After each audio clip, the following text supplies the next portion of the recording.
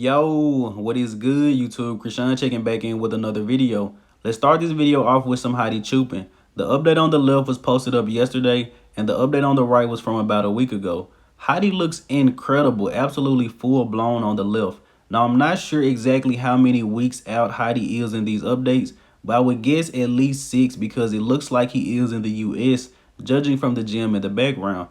And I'm not sure what Honey Rambo does with these guys, but every guy he works with seems to get this signature 3D round look.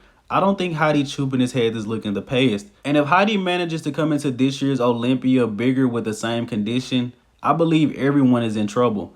Now switching over to Brandon Curry, these are recent updates from him. Not much, but I did want to talk about Brandon. He's been pretty quiet this prep. A lot of people still putting Brandon out of that top 3, top 4. Now after seeing that recent update of Hadi Choopan, he may give Brandon Curry a run this year, but I don't personally see him outside of the top 3. Everyone knocks Brandon for his legs. Brandon won 2 Arnold Classics with the same legs. Brandon won the Mr. Olympia with the same legs. I don't see why they will hold him back this year. Now switching over to Derek Lunsford, a guy that everyone is excited to see this year.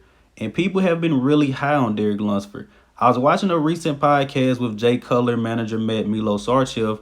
Jay and Matt in specific were very high on Derek. Said they can see him anywhere from 2nd to 6th place. But you guys know Jay Cutler, he couldn't just put his placings down because Jay has to be friends with everyone. But I'm excited to see Derek this year. And when Derek switched from 212 to open, the main concern I heard was, will he have enough size in the leg department? And I think he will. Now switching over to Hunter Labrada, these are some recent updates from him. Now I've been hearing around the bodybuilding world, a few people are very concerned about Hunter Labrada's midsection. Some people have even went as far to say Hunter Labrada has really blown out his midsection and is going to be a problem at this year's Olympia. Let me know in the comment section below, what do you guys think about that? I wouldn't say Hunter has blown his midsection out, but definitely doesn't have much ab separation. And some people say it's genetic, but I mean, it's possible that Hunter doesn't train abs. There are a lot of pros that don't train abs. Dexter Jackson said the first 10 years of his career he didn't train abs, so who knows? But let me know your guys' opinions on Hunter Labrada's physique. And in the next update of the day, we have a recent update from Iain Valliere at a very good angle. And where will Iain place at this year's Olympia? It seems like everyone has the top 6 guys still placing in the top 6. But once it comes to Iain Valliere, it seems like everyone has Derek, Samson, Andrew, maybe even Crizzo beating him. But Iain has been 7th place for 2 years in a row, and I think he's going to bring his best package to date. This is the first year Iain Valliere only did 1 show. In the past, he was doing at least 2 shows a year, and I think that wasn't benefiting him. Now, switching over to James Hollingshead, this is a recent update from him. And honestly, I want to see James Hollingshead next to Iain Valliere at this year's Olympia. Both of those guys have very similar physiques.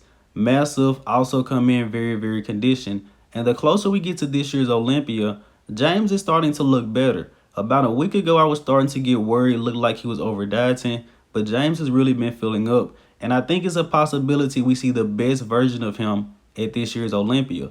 Now, switching over to some other news courtesy of Buys and Tries over on Instagram. Quinton Eriya is no longer working with Dorian Hamilton, but he is still with HD Muscle. Quinton will be being coached by Matt Jansen going into the 2023 season. This is big news. Quinton's main knock is just he needs more overall size, and working with Matt Jansen, who coaches Nick Walker, Sean Clarita, I think Quinton is definitely going to grow this season. Hopefully they do it in a healthy manner. Now switching over to some updates ahead of this weekend's Big Man Weekend. The update on the left is Brett Wilkin, of course. The update on the right is Alfred Chiriac. This guy is quickly becoming one of my favorites. Very good physique, comes in very, very conditioned. And Brett is probably the most popular guy in this lineup and probably the favorite to most, but this definitely won't be an easy show for him to win. Vlad is coming. This guy is very, very good. We also have Sibu Sisu Catello doing this show, who is really hyped up by NSP. This is going to be a good one. Now, switching over to Charles Griffen, we have a recent update from him.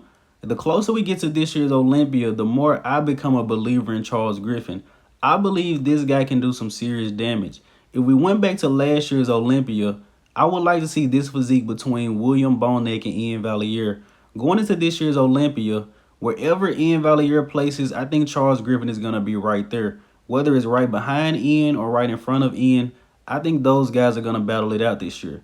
Now, switching over to Lionel Beyeke, we have a recent update from him. Lionel is prepping to come back and take the bodybuilding world by storm next year.